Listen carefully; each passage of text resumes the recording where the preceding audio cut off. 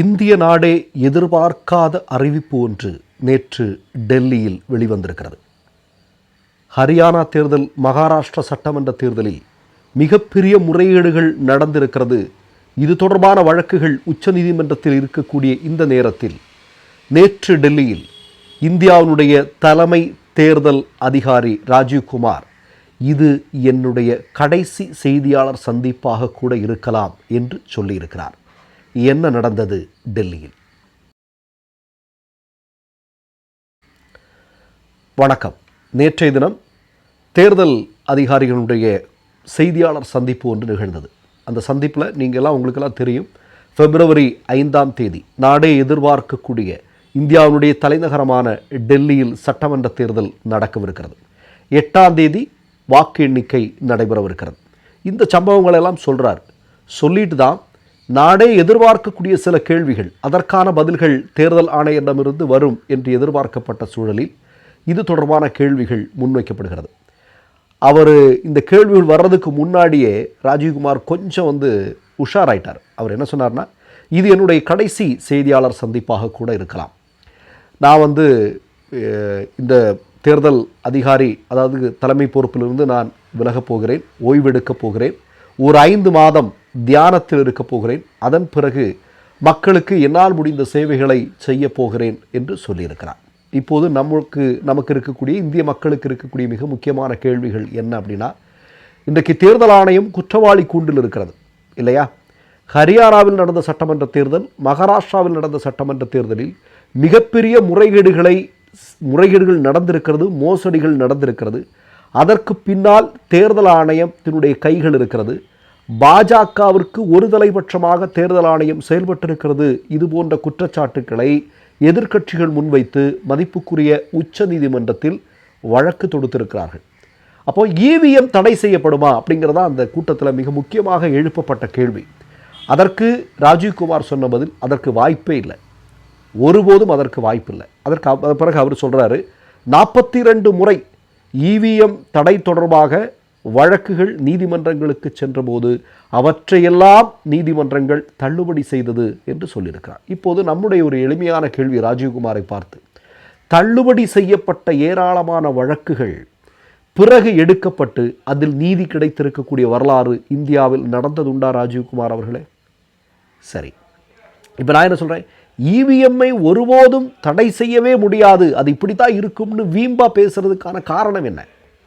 ஏராளமான குற்றச்சாட்டுகள் இருக்குது இல்லையா? EVM அப்படிங்கிறது, EVM மிகப்பெரிய அளவில் பயன்படுத்தப்பட்டு கொண்டிருந்த நாடுகளெல்லாம் இன்றைக்கு அதை தூக்கி ஓரம் போட்டுட்டாங்க. இப்போ அந்த நேரத்தில் நீங்கள் இங்கே இன்னும் பயன்படுத்திட்டு இருக்கீங்கன்னா அது எப்படி அப்படின்னு கேட்குறான். அப்போ அதுக்கு சொல்கிறேன், அங்கெல்லாம் பயன்படுத்தக்கூடிய வாக்கியந்திரங்கள் மாதிரி அல்ல இங்கே பயன்படுத்தக்கூடியது. நமக்கெல்லாம் தெரியும், இந்த எலக்ட்ரானிக் மிஷின்ஸ் எதுவானாலும் இல்லையா? இப்போ ஒரு டேப் ரெக்கார்டர் எடுங்க, டேப் ரெக்கார்டர் பழுதாகாமல் போகுமா? வாங்குகிற டேப் ரெக்கார்டர்லாம் சரியாக வேலை செய்யுமா? பிரச்சனையை சந்திக்கக்கூடிய டேப் ரெக்கார்டர்லாம் இல்லையா? எல்லா இந்த மாதிரியான எலக்ட்ரானிக் ஐட்டம்ஸ்லையும் பிரச்சனைகள்ங்கிறது இயல்பானது. 100% சரியான எலக்ட்ரானிக் ஐட்டம் அப்படின்னு உலகத்தில் எதுவுமே கிடையாது இல்லையா? அதை நம்ம ஒத்துக்கிட்டு தான் ஆகணும். இப்போ இந்த இடத்துல என்ன அப்படின்னா, இந்தியாவில் தயாரிக்கக்கூடிய வாக்கு இயந்திரங்கள் எல்லாமே பக்காவாக இருக்குது, ஒன்றுமே பிரச்சனை இல்லை அப்படின்னு நீங்கள் சொல்கிறீங்க அப்படின்னா, வாக்கு இயந்திரங்கள் தயாரிக்கக்கூடிய நிறுவனங்களுடைய தலைமை பொறுப்பில் பாஜக கட்சியை சார்ந்த, RSS-ஐ சார்ந்த நபர்கள் நியமிக்கப்பட்டிருக்கிறார்களே, இது எப்படி? பல லட்சம் வாக்கு இயந்திரங்கள் காணவில்லை அப்படிங்கிற வழக்கு இன்னமும் இருக்கே, அது தொடர்பான விஷயங்களுக்கு இன்று வரையிலும் பதில் இல்லையே. இதுக்கு நீங்கள் பதில் சொல்லி ஆகணும் இல்லையா? சரி, அடுத்ததாக மிக முக்கியமான ஒரு கேள்வி கேட்கப்படுகிறது. என்ன அப்படின்னா, இந்த வேட்பாளர் பட்டியலில் திடுப்புன்னு வாக்காளர்கள் எண்ணிக்கை அதிகரிக்கிறது, திடுப்புன்னு வாக்காளர்கள் எண்ணிக்கை குறைகிறது. தேர்தலுக்கு சற்று முந்தைய தினங்களில், வாரங்களில் ஏராளமான வாக்காளர்களுடைய பெயர்கள் கூடுதலாக சேர்க்கப்படுவது, இதெல்லாம் எப்படி அப்படின்னு கேட்குறாங்க. அதற்கு அவர் சமாளிக்கிறார். எப்படி சமாளிக்கிறார் அப்படின்னா, அதெல்லாம் சரியாக தான் நாங்கள் பார்த்துட்ருக்குறோம், உறுதி செஞ்சதுக்கு பிறகு தான் நாங்கள் அதெல்லாம் முடிவு பண்ணுறோம், மற்றபடி இதில் சந்தேகப்படுறதுக்கு இதில் எதுவுமே கிடையாது அப்படின்னு. ஏன்னா டெல்லியில் சட்டமன்ற தேர்தல் நடக்கவிருக்கிறது. இதையொட்டி அரவிந்த் கெஜ்ரிவால் அவர்கள் சில வாரங்களுக்கு முன்பு ஒரு செய்தியை வெளியிட்டிருந்தார். ஏராளமான வாக்காளர்கள் சேர்க்கப்பட்டிருக்கிறார்கள், ஏராளமான வாக்காளர்களுடைய பெயர்கள் தவிர்க்கப்பட்டிருக்கிறது.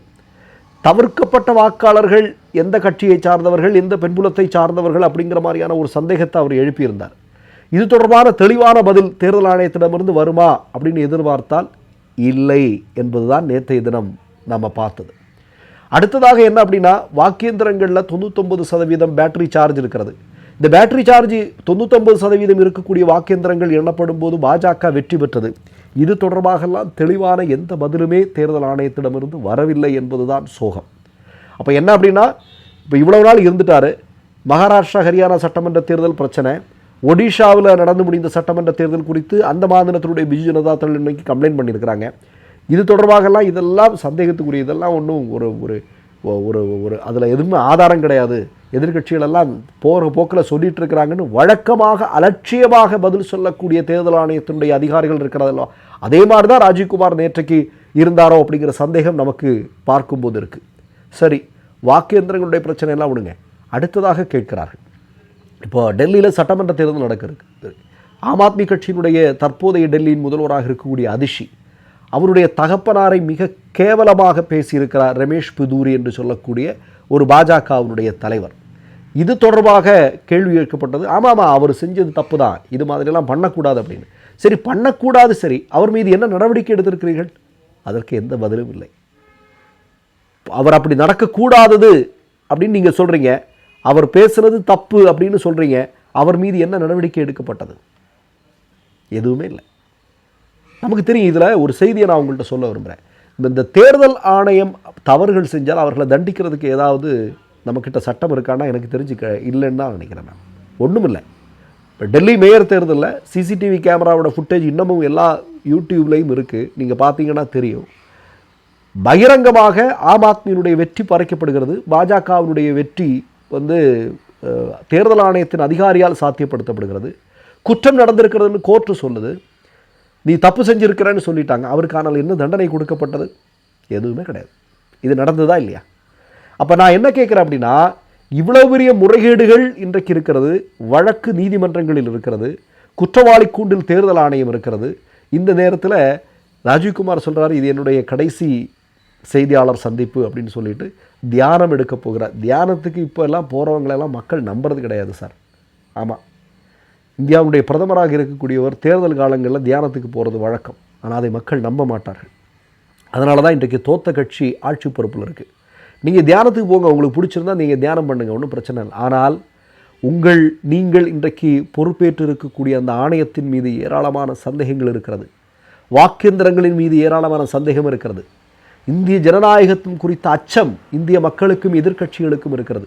அதை அறிவியல் பூர்வமாக விளக்க வேண்டிய இடத்தில் நீங்கள் இருக்கிறீர்கள். அதை ஒழுங்காக செய்துவிட்டு செல்வீர்கள் என்று நாங்கள் எதிர்பார்த்தோம். ஆனால் வழக்கமான பதிலோடு நீங்கள் கிளம்பியிருக்கிறீர்கள். ஒரு நாள் உண்மை நிச்சயமாக வெளிவந்தே தீரும், அதில் எந்த விதமான சந்தேகமும் இல்லை. மீண்டும் சொல்கிறேன், தேர்தல் ஆணையம் ஒருதலைபட்சமாக நடந்து கொண்டிருக்கிறது என்பதற்கு இப்போ அதிஷி விஷயத்தில் ரமேஷ் பிதூரி மீது நடவடிக்கை எடுக்காமல் இருக்கிறது, மோடி தேர்தல் விதிமீறல்களை மீறும்போது மோடியை கண்டும் காணாமலும் இருப்பது, அமித்ஷாவை கண்டும் காணாமலும் இருக்கிறது. ஆனால் எதிர்க்கட்சி தலைவர்களெல்லாம் ஏதாவது ஒரு விஷயத்தை சொன்னால் உடனடியாக பாய்வது போன்ற ஒருதலைபட்சமான செயல்பாடுகள் 2014 பிறகு தலைமை பொறுப்பில் இருந்த தேர்தல் ஆணையத்தினுடைய பெரும்பாலான அதிகாரிகளால் நடத்தப்பட்டு வந்தது என்பதை இந்திய மக்கள் மறக்க மாட்டார்கள். ராஜீவ்குமார், உங்கள் கைகளில் கரைகள் படிந்திருப்பேன். அதை நீங்கள் வெளிப்படையாக ஒப்புக்கொண்டு இந்திய மக்களிடம் மன்னிப்பு கேட்டுவிட்டு இந்த வேலையிலிருந்து வெளியே போகிறது நல்லது. ஒரு நாள் உண்மை வரும் பட்சத்தில் நீங்கள் நிச்சயமாக வாழ்நாள் முழுவதும் குற்றம் செய்துவிட்டோமே என்கிற குற்ற உணர்வோடு இருக்க வேண்டிய சூழல் ஏற்படலாம். காலம் இதற்கெல்லாம் பதில் சொல்லட்டும். மற்றொரு நிகழ்வில் சந்திப்போம். நன்றி, வணக்கம். மை நேம் இஸ் ரெட் சேனலை சப்ஸ்கிரைப் பண்ணிக்கோங்க. அதுக்கப்புறமா பக்கத்தில் இருக்கிற ஜாயின் பட்டனை கிளிக் பண்ணீங்கன்னா ஒரு நியூ பேஜ் ஒன்று ஓப்பன் ஆகும். அதுலேயும் ஜாயின் பட்டனே கிளிக் பண்ணிக்கோங்க. அதில் பார்த்தீங்கன்னா credit card, debit card options இருக்கு. இதில் உங்களுக்கு விசா, மாஸ்டர் கார்டு, ரிப்பே அப்படின்னு 3 ஆப்ஷன்ஸ் கொடுத்துருக்காங்க. அதில் நீங்கள் எந்த கார்டு சூஸ் பண்ணுறீங்களோ அந்த கார்டோட நம்பர் என்டர் பண்ணிக்கோங்க. அப்புறமா கார்டோட வேலிடிட்டி மந்த் அண்ட் இயரை டைப் பண்ணிக்கோங்க. அடுத்தபடியாக உங்கள் கார்டோட பின்னால் CVC கோடுன்னு சொல்லிட்டு 3 நம்பர்ஸ் கொடுத்துருப்பாங்க. அந்த நம்பரை இதில் என்டர் பண்ணிக்கோங்க. அப்புறமா அட்ரஸ் அண்ட் இன்ஃபர்மேஷன் என்டர் பண்ணிட்டு பைங்கிற பட்டனை கிளிக் பண்ணிக்கோங்க.